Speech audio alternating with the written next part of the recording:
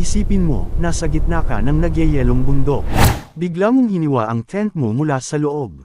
At tumakbo ka palabas, na walang sapatos.